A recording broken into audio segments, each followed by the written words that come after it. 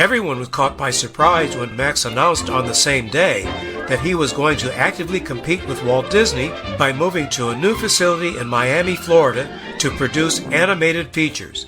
After operating in New York for 20 years and surviving the first major labor strike in motion picture history, Max was tired and eager to leave New York. The challenge of managing the relocation along with the production planning was a logistics nightmare for production manager Sam Buchwald. In fairness to Max, he did not expect Paramount to change its mind so quickly and at this inappropriate time. Paramount had a commitment to exploit the Disney market, and they waged a saturated media campaign while leaving Fleischer without enough money to complete the picture.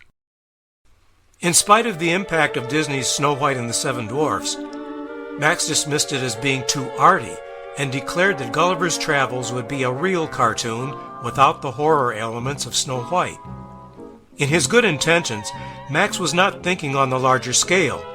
He was not realizing his feature as a serious motion picture as Disney had, and seemed to forget his own desire to make serious films.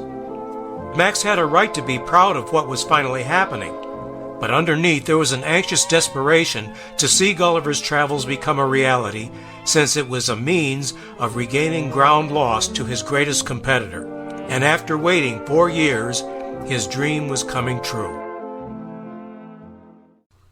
Because Dave had the burden of delivering Paramount's A-Picture for the 1939 holiday season, he asked for an increase in salary. And on May 2, 1939, in a special meeting with their corporate attorney, N. William Welling, an official agreement was made placing Max as president in charge of business matters and Dave as vice president and secretary in total control of production. Bernie Fleischer. Dave began to take over much more of the production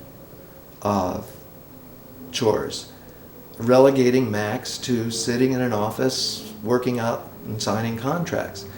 And Max was an extremely creative person, and he just couldn't stand that. I don't blame him.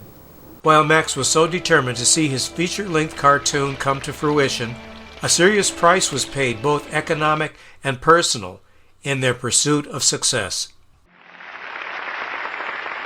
Believe me, ladies and gentlemen, making a full-length cartoon and in Technicolor is the most fascinating affair I ever saw. Because we think you might be interested in some of the facts and figures about Gulliver's Travels, we have invited Dave Fleischer, associate producer and director of the picture here, to amaze you. Mr. Dave Fleischer. Thanks, Lanny. Dave, take us behind the scenes, won't you? Tell us what goes into making a picture like Gulliver. Well, first of all, there's a staff of 675 artists who are willing to work day and night for more than a year and a half on one picture. And they made 500,000 different drawings. Why so many? Well, you see, Lanny, it takes 24 separate drawings to produce just 1 second of action on the screen. That's a lot of drawing.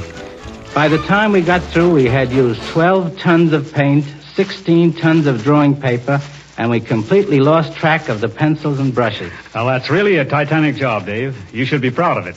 And you should be proud, too, of what the reviewers have said about Gulliver's Travels. Yes, I am proud of Gulliver, Lanny, and I hope its humor and its music bring joy and entertainment to all who see it.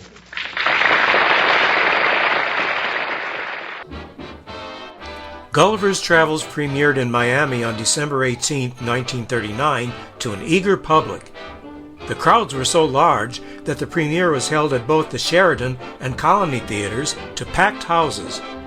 Then it opened in New York on December 20, 1939, and considering the potential demonstrated by the 2 Popeye specials, Gulliver's Travels broke box office records despite the comparisons to Snow White.